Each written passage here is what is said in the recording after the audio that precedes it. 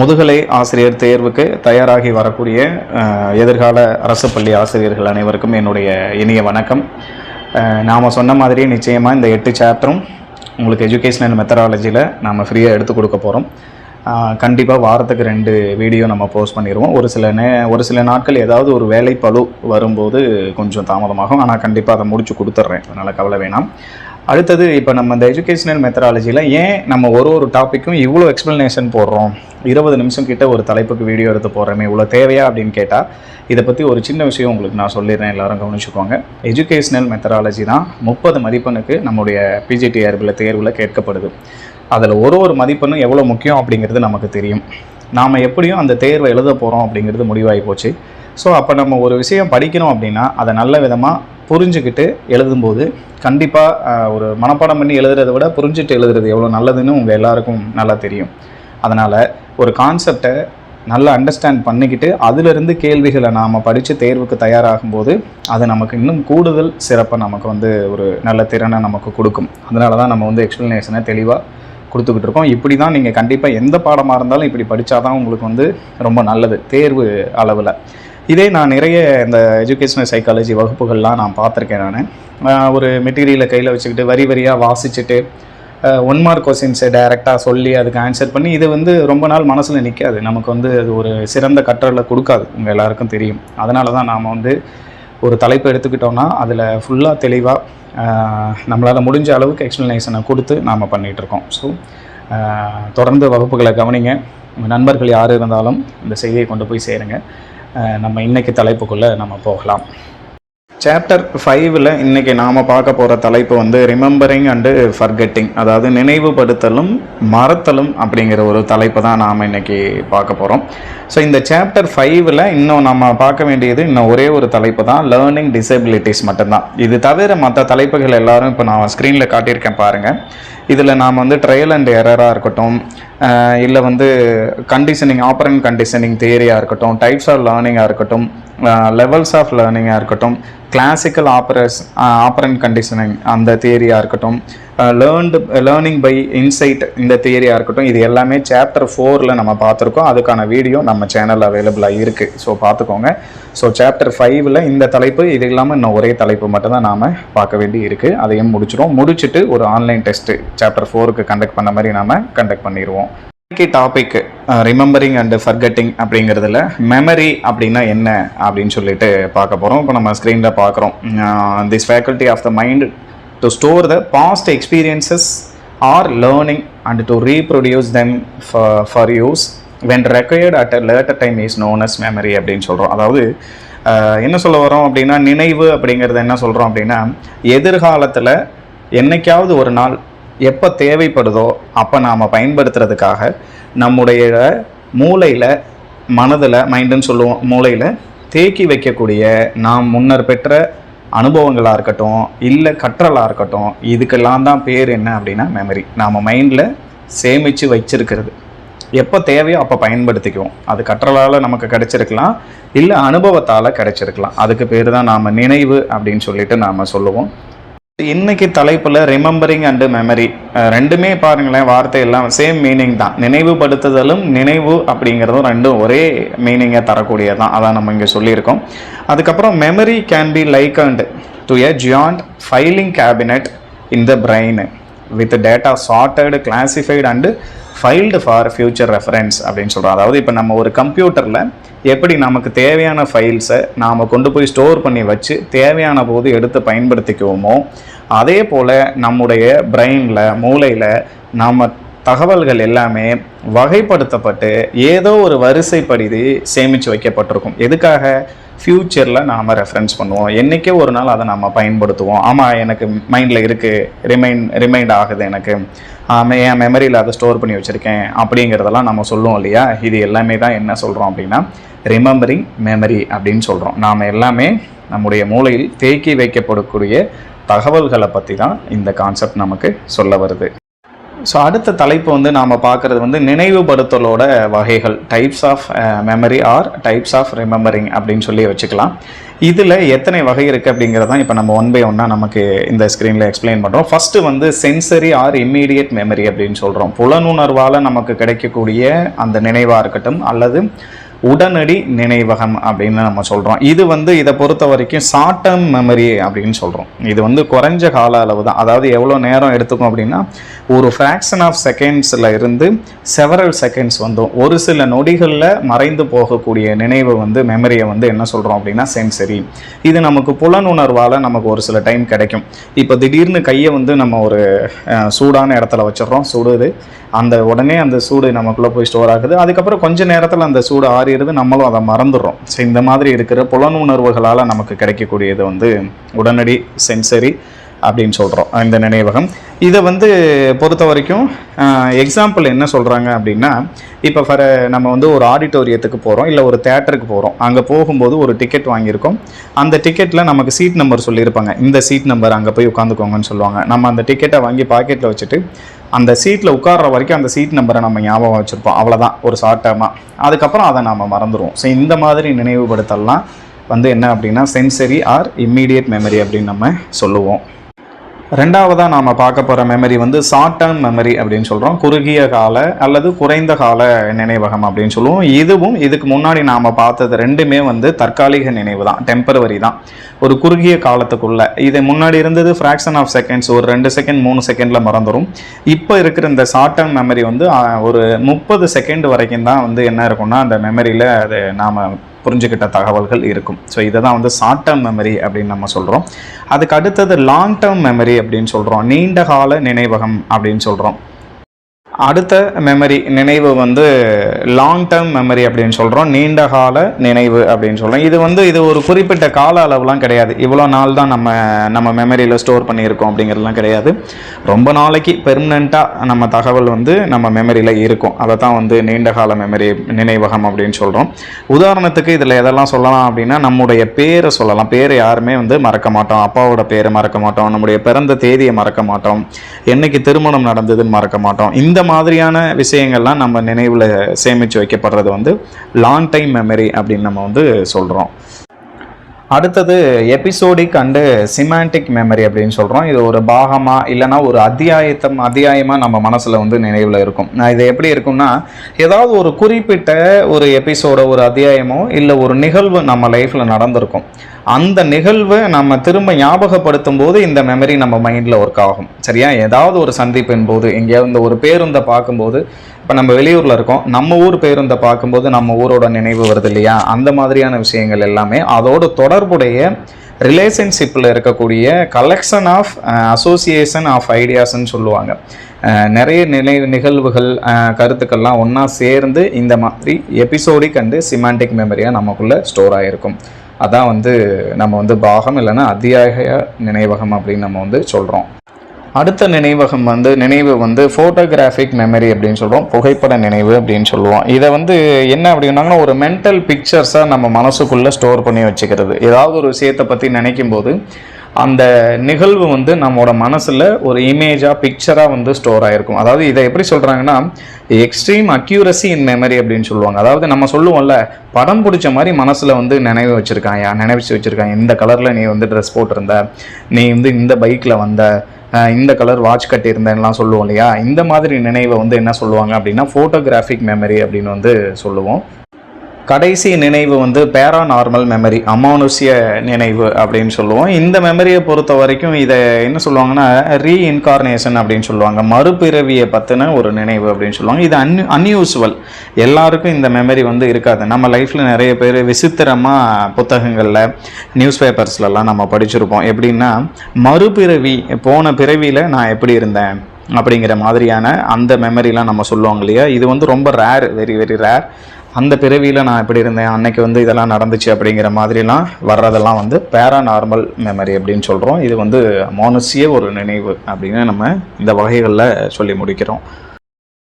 அடுத்த தலைப்பு வந்து ட்ரைனிங் இன் மெமரி, நினைவுபடுத்தல் பயிற்சி அல்லது நினைவு பயிற்சி அப்படின்னு வச்சுக்கலாம். அதாவது ஒருத்தர் அவருடைய மெமரியை வந்து சிறப்பாக வச்சுக்கிறதுக்காக என்னென்ன பயிற்சிகள்லாம் வந்து நாம் செய்யலாம் அப்படின்னு மேற்கொள்ளலாம் அப்படின்னும் போது ஃபஸ்ட்டு வந்து வில் டு லேர்ன், அதாவது கற்றுக்கிறதுக்கு நல்ல விருப்பமுடையவர்களாக இருக்கணும். அப்படிங்கிறப்ப மெமரி அதிகமாக அவங்க ஸ்டோர் பண்ணி வச்சுருப்பாங்க. ஏன்னா விருப்பத்தோடு ஒரு பாடத்தை படிக்கும்போது அது நம்ம மனசில் வந்து நல்ல விதத்தில் தங்கி இருக்கும், ரொம்ப நாளைக்கு மெமரியில் இருக்கும் அப்படின்னு சொல்கிறோம். நாம் லைஃபே அதானே, விருப்பப்பட்டவர்களுடைய நினைவு நம்ம மனதில் அழியாது இல்லையா, அந்த மாதிரி வில் டு லேர்ன்.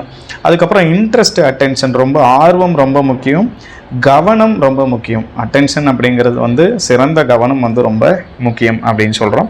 அதுக்கப்புறம் ப்ராப்பர் மெத்தட்ஸ் ஆஃப் மெமரைசேஷன் அப்படின்னு சொல்கிறோம், அடாப்டிங். அதாவது எப்படி படித்தா அது மெமரியில் நிற்கணும் அப்படிங்கிற சில முறைகள் இருக்குது, அந்த முறைப்படி நாம் வந்து படிக்கணும் அப்படின்னு சொல்கிறோம். அதுக்கப்புறம் following the principles of association, ஒரு விஷயத்தை இன்னொரு விஷயத்தோடு தொடர்பு படுத்தி படிக்கும்போது அது நம்ம மனதில் வந்து நினைவில் எளிமையாக ஸ்டோர் ஆகியிருக்கும் அப்படின்னு சொல்கிறோம். அதுக்கப்புறம் குரூப்பிங் அண்ட் ரிதம் அப்படின்னு சொல்கிறோம். அதாவது நம்ம வந்து என்ன பண்ணுவோம் அப்படின்னா, ஒரு ஃபோன் நம்பரை வந்து நாம் வந்து எல்லோரும் ஒரே மாதிரி மனப்பாடம் வச்சுருக்க மாட்டாங்க. ஒருத்தர் 10 நம்பரை 5 மனப்பாடம் வச்சுருப்பாங்க, இன்னும் ஒருத்தர் 2 நம்பராக மனப்பாடம் பண்ணி சொல்லுவாங்க, இன்னொருத்தர் 3-2 மனப்பாடம் பண்ணி சொல்லுவாங்க. ஸோ இந்த மாதிரி அவங்களுக்கு எந்த முறையில் அந்த வந்து ஒரு குரூப்பிங் பண்ணி வச்சுக்கிட்டா அது மனப்பாடம் ஆகுமோ அந்த மாதிரி குரூப்பிங் பண்ணி வச்சு படிக்கணும் அப்படின்னு சொல்கிறோம். அதுக்கப்புறம் ரெப்பிட்டேஷன் அண்ட் ப்ராக்டிஸ். எப்போவுமே நாம் இப்போ டிஆர்பி தேர்வுக்கு படிக்கிறதா இருந்தாலும் சரி, ஒரு முறை படிச்சுட்டு அதை அப்படியே விட்டுறக்கூடாது. மீண்டும் மீண்டும் மீண்டும் நாம் வந்து என்ன பண்ணணும் அப்படின்னா நம்ம பயிற்சி செய்யணும் அப்படின்னு சொல்கிறோம்.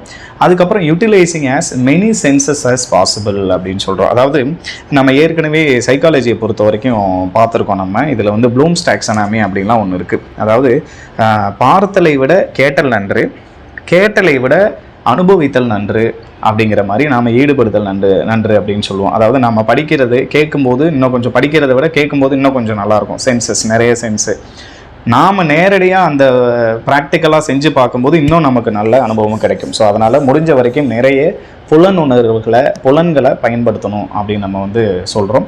அதுக்கப்புறம் அரேஞ்சிங் பெட்டர் லேர்னிங் சிச்சுவேஷன்ஸ், நிறைய நல்ல ஒரு சூழலை கற்றுக்கொள்வதற்காக நாம் வந்து உருவாக்கி வச்சுக்கணும் அப்படின்னு சொல்கிறோம். அதுக்கப்புறம் லேர்னர்ஸ் இன்டர்னல் ஃபேக்டர்ஸ், ஒருத்தர் நல்ல விதமாக கற்றுக்கணும், மனதில் கொண்டு போய் வச்சுக்கணும் அப்படின்னா கான்சியஸோடு இருக்கணும். அவர் வந்து அவருடைய உள்ளுணர்வு காரணிகள், மன காரணிகள்லாம் சரியான அளவில் இருக்கணும். அவர் மனசுக்குள்ளே நிறைய பிரச்சனை இருக்குது, கற்றுக்கிறதுல அது விருப்பம் இல்லாமல் அவர் வேறு ஏதோ சிந்தனையில் இருக்கார் அப்படிங்கும்போது மெமரி அங்கே நடக்காது அப்படின்னு சொல்கிறோம். அதுக்கப்புறம் provision for change and proper rest, கண்டிப்பாக எல்லாத்துக்கும் இந்த நினைவு இதெல்லாம் இருக்கிறதுக்கு ஒரு சரியான அளவில் நல்ல தூக்கம், நல்ல ஸ்லீப்பு, நல்ல ஒரு ரெஸ்ட்டு இதெல்லாம் வந்து கண்டிப்பாக இருக்கணும்னு சொல்கிறோம். அடுத்த டாபிக் வந்து ஃபர்கெட்டிங், மறத்தல் அப்படின்னு சொல்லுவோம். நம்ம எல்லாருக்குமே தெரியும், நான் மறந்துட்டேன் ஒரு விஷயத்தை அப்படிங்கிற மாதிரி நம்ம சொல்லிகிட்டு இருப்போம், யூஸ்வலாக பயன்படுத்துகிறது தான். ஆனால் மறத்தல் அப்படிங்கிறது என்ன மீனிங் அப்படின்னும் போது, முன் அப்படிங்கிறவர் 1967 என்ன சொல்கிறாரு அப்படின்னா, forgetting is the loss permanent or temporary of the ability to recall or recognise something learnt earlier அப்படின்னு சொல்லி.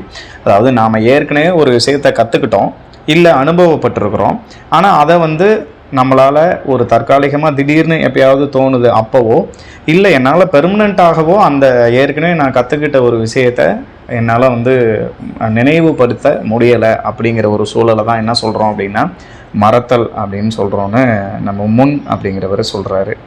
அடுத்தது இதே ஃபர்கெட்டிங், மறத்தலை வந்து டிரைவர் அப்படிங்கிறவர் 1952 என்ன சொல்கிறார் அப்படின்னா, forgetting means failure at any time to recall and experience when attempting to so or to perform and action previously learned அப்படின்னு சொல்கிறோம். நம்ம இதுக்கு முன்னாடி கற்றுக்கிட்ட ஒரு நிகழ்வை வந்து அல்லது அனுபவித்த ஒரு நிகழ்வை வந்து மறுபடியும் நினைவுபடுத்துறதுல ஏற்படக்கூடிய தோல்வியை தான் நம்ம வந்து என்ன சொல்கிறோம் அப்படின்னா ஃபர்கெட்டிங்னு சொல்கிறோம் அப்படின்னு வந்து இவர் சொல்கிறாரு. அடுத்த தலைப்பு வந்து டைப்ஸ் ஆஃப் ஃபர்கெட்டிங், மறத்தலோட வகைகள் 2 தான். நேச்சுரல் ஃபர்கெட்டிங், இயல்பான மறதி ஒன்று, இன்னொன்று மார்பிட் ஆர் அப்நார்மல் ஃபர்கெட்டிங் சொல்கிறோம், அசாதாரண மறதி. இந்த இயல்பான மறதி அப்படிங்கிறது என்னென்னா, ஒரு குறிப்பிட்ட காலத்துக்கு அப்புறம் நம்ம எல்லாருக்குமே ரொம்ப நாள் ஆச்சு நான் மறந்துட்டேன்னு சொல்லுவோம் இல்லையா, அது வந்து இயல்பான மறதி. இது எல்லாருக்குள்ளேயும் தானாக நடக்கிறது. ஒரு குறிப்பிட்ட காலத்துக்கு பின்னாடி மறப்பது அப்படிங்கிறது வந்து இயல்பு அப்படின்னு சொல்லுவோம் இல்லையா, அதுதான் வந்து நேச்சுரல் ஃபர்கெட்டிங். அடுத்தது வந்து மார்பிட் ஆர் அப்நார்மல் ஃபர்கெட்டிங் அப்படிங்கிறத வந்து நோயுற்ற அல்லது அசாதாரண மறதி அப்படின்னு சொல்லுவோம். இது என்ன அப்படின்னா, ஒரு மறதிங்கிறது தானாக நடக்கிறது இயல்பு. ஆனால் இதை நம்ம வந்து என்ன பண்ணுவோம் அப்படின்னா, நாமளே வந்து வேணும்னே deliberately tries to forget something அப்படின்னு சொல்லுவோம். வற்புறுத்தி இந்த விஷயத்தை நான் மறக்கணும்னு நாம் நினச்சி பண்ணுறது வந்து இந்த அப்நார்மல் ஃபர்கெட்டிங் அப்படின்னு நம்ம வந்து சொல்கிறோம். அடுத்த தலைப்பு வந்து மறத்தல் பற்றிய கோட்பாடுகள் என்னென்ன, தியரிஸ் ஆஃப் ஃபர்கெட்டிங் அப்படிங்கிறதெல்லாம். இதில் ஏற்கனவே நம்ம இதுக்கு முன்னாடி லேர்னிங் கர்வ் அப்படிங்கிறத பார்க்கும்போது அதே மாதிரி ஃபர்கெட்டிங் கர்வ் அப்படின்னு ஒன்று நம்ம பார்த்துருக்கோம். எபிங்காஸ் தியரி ஆஃப் ஃபர்கெட்டிங் கர்வ், மறத்தல் வளைகோடு அப்படிங்கிறத நம்ம பார்த்துருக்கோம். இதுக்கு முன்னாடி வீடியோவில் அது இருக்குது, அதுவும் இதோட சேர்ந்து வரும். ஆனால் நம்ம லேர்னிங் பார்த்ததுனால, கர்வ் பார்த்ததுனால ரெண்டும் கம்பேர் பண்ணி படிக்க ஈஸியாக இருக்கும்னு சொல்லிட்டு அங்கே நம்ம கொடுத்துருக்கோம். ஸோ இந்த இடத்துல அது வரணும், அதையும் நீங்கள் நல்லா ரிமைண்ட் பண்ணிக்கோங்க. ஸோ இதில் அது இல்லாமல் என்னென்ன தியரிஸ் வந்து கொடுத்துருக்காங்க அப்படின்னா, ஃபஸ்ட்டு வந்து த ட்ரேஸ் டிகே தியரி அப்படின்னு சொல்கிறோம். இது என்ன வந்து, இதை வந்து எப்படி சொல்லுவாங்க அப்படின்னா, சுவடு சிதைவு கோட்பாடு அப்படின்னு சொல்லுவோம், இல்லைனா வெறுமன சிதைவு கோட்பாடு அப்படின்னு கூட நம்ம வச்சுக்கலாம். இதை பொறுத்த வரைக்கும் என்னென்னா, காலம் வந்து ஒரு விஷயத்தை கண்டிப்பாக ஒரு குறிப்பிட்ட காலத்துக்கு அப்புறம், ஒரு டைம் லேப்ஸ்க்கு அப்புறம் தானாகவே ஒரு விஷயம் மறந்து போயிடும் அப்படின்னு சொல்ல வர்றது தான் இந்த தியரி. அது வந்து நீங்கள் என்னென்னா, ஒரு குறிப்பிட்ட காலத்துக்கு அப்புறம் நீ கண்டிப்பாக மறந்துடும் ஒரு விஷயத்த அப்படின்னு வந்து இந்த தியரி மூலமாக என்ன பண்ணுறாங்க அப்படின்னா, அந்த உளவியலாளர்கள் எல்லாரும் சொல்லி முடிக்கிறாங்க. இதை வந்து ஷார்ட் டேர்ம் மெமரி அப்படின்னு சொல்கிறோம். ஷார்ட் டேர்மாக வந்துட்டு இது பண்ணும். இதை வந்து என்ன பண்ணலாம் அப்படின்னா, வந்து ட்ரில்லு, ப்ராக்டிஸ்லாம், ரிஹர்சல்லாம் பண்ணோம் அப்படின்னா இந்த வந்து மெமரியை வந்து நம்ம வந்து சரி பண்ணிக்கலாம், மறக்காமல் வச்சுருக்கலாம். ஏன்னா ஒரு குறிப்பிட்ட காலத்துக்கு இடையில அதை வந்து ப்ராக்டிஸ் பண்ணிகிட்டே இருக்கும்போது தான் நம்ம மனசு விட்டு போகாது அப்படின்னு சொல்கிறோம். இப்போ டிஆர்பி எக்ஸாமுக்கு ப்ரிப்பேர் பண்ணுறோம், 6 மாதத்துக்கு முன்னாடி ஃபஸ்ட்டு சாப்டர் ஆரம்பிச்சிருப்போம். இப்போ அதை நம்ம வந்து ப்ராக்டிஸே பண்ணலை, திரும்ப வந்து மறுபடியும் ரெப்பிட்டேஷன்லாம் கொடுக்கல அப்படின்னும் போது அது கண்டிப்பாக மறக்கிறதுக்கான, அதில் நிறைய தகவல் மறக்கிறதுக்கான வாய்ப்பு இருக்குது அப்படின்னு சொல்கிறோம். ஸோ அதுதான் இந்த தியரி. அடுத்து ரெண்டாவது வந்து த இன்டர்ஃபரன்ஸ் தியரி அப்படின்னு சொல்கிறோம், குறுக்கீடு கோட்பாடு அப்படின்னு சொல்கிறோம். இது என்ன அப்படின்னா, ஏற்கனவே நாம் கற்றுக்கிட்ட நம்ம மெமரியில் இருக்க ஒரு விஷயம் புதுசாக ஏதாவது ஒரு இன்டர்ஃபரன்ஸு, குறுக்கீடுகள் வரும்போது அங்கே வந்து நம்ம மைண்டில் இருக்கக்கூடிய விஷயம் மறக்கிறதுக்கான வாய்ப்பு இருக்குது அப்படின்னு சொல்கிறது தான் இந்த தியரி. இது பேர்லேயே இருக்குது, குறுக்கீட்டு கோட்பாடுன்னு. இப்போ நம்ம ஏற்கனவே ஒரு விஷயம் மனப்பாடம் பண்ணிகிட்டு இருக்கோம், அப்போ இடையில ஏதாவது ஒரு இடைஞ்சல், இப்போ ஃபார் எக்ஸாம்பிள் படிச்சுக்கிட்டு இருக்கோம், அப்போ ஒரு பாட்டு கேட்குது நமக்கு இடையில, அப்போ அந்த பாட்டு வந்து என்ன பண்ணுதுன்னா நம்மளுடைய மெமரியை வந்து இந்த பக்கம் திசை திருப்பிடுது. ஸோ இந்த மாதிரி இருக்கிறத வந்து இன்டர்ஃபரன்ஸ் தியரி அப்படின்னு சொல்கிறோம் இவங்க சொல்லியிருக்கிறது. கடைசி தியரி வந்து த ரெப்ரசன்ட் தியரி அப்படின்னு சொல்கிறோம், அடக்குமுறை கோட்பாடு அப்படின்னு சொல்கிறோம். இதை வந்து வலியுறுத்தினவர் யார் அப்படின்னு பார்த்தோம்னா சிக்மண்ட் ஃப்ராய்டு. இவருடைய சைக்கோ அனாலிட்டிக் தியரி, உள பகுப்பாய்வு கோட்பாடு அப்படிங்கிறதுல வந்து இதை பற்றி சொல்லியிருக்கிறாரு. இந்த அடக்குமுறை கோட்பாடு அப்படிங்கிறது என்னென்னா, நாம் வந்து இன்டென்ஷனலாக ஒரு விஷயத்தை நாம் கட்டாயமாக மறக்கணும் அப்படின்னு நினச்சி நாம் வந்து ஒரு சில விஷயங்களை நாம் கண்டிப்பாக மறக்கிறோம். அதுதான் வந்து என்ன அப்படின்னா இந்த அடக்குமுறை கோட்பாடு, ரெப்ரசன்ட் தியரி அப்படின்னு சொல்கிறோம். இது வந்து இயல்பாக நடக்கிறது கிடையாது. நாமளாக விரும்பி என்ன பண்ணுறது அப்படின்னா இந்த விஷயத்தை, இப்போ ஒரு சிலருக்கு வந்து அவங்களோட லைஃப்பில் வந்து பெயின்ஃபுல் எக்ஸ்பீரியன்சஸ் இருக்கும். ரொம்ப நான் கண்டிப்பாக என் லைஃப்பில் இந்த விஷயத்தை மறந்தே தீரணும்னு நினைக்கிற ஒரு சில விஷயங்கள் இருக்கும் இல்லையா, அப்படிப்பட்ட விஷயங்களை அவங்க மறக்கணும்னு நினைக்கிறதுக்காக நிறைய ஒரு மெனக்கெடுவாங்க, வேறு விஷயங்களில் ஈடுபடுறது அப்படிலாம் பண்ணுவாங்க இல்லையா. ஸோ அந்த மறத்தலுக்கு பேர் என்ன அப்படின்னா அடக்குமுறை கோட்பாடு அப்படிங்கிறத வந்து சொல்கிறது தான் இந்த ரெப்ரசன்ட் தியரி அப்படின்னு நம்ம வந்து சொல்கிறோம். ஸோ இன்றைக்கி நாம் பார்த்த இந்த தலைப்பில் கேள்விகள் எப்படி வரலாம் அப்படின்னு பார்க்கும்போது, சென்சரி ஆர் இம்மீடியட் மெமரிலாம் சொன்னோம் இல்லையா, அந்த மாதிரி அதோட டைம் செகண்ட்ஸை கொடுக்கலாம். ஒரு சில செகண்ட்ஸில் நாம் ஒரு விஷயத்தை மறந்துடுறோம் அப்படின்னா அது என்ன மாதிரியான மறதி. ஷார்ட் டேர்ம் மெமரியை பொறுத்து குறுகிய கால நினைவகம்ங்கிறது எவ்வளோ நேரம் எடுத்துக்கும் அதை மறந்து போகிறதுக்கு. லாங் டைம் மெமரிங்கிறது எப்படி. எபிசோடிக் சிமாண்டிக்னு சொல்கிறோம், ஒரு குறிப்பிட்ட அத்தியாயத்தை மட்டும் ஞாபகம் வச்சுக்கிறான் ஒரு பையன் அப்படிங்கும்போது அது என்ன மெமரியை, அதுக்கு பேரை வந்து குறிப்பிடும் அப்படின்னு சொல்லி கேட்கலாம்.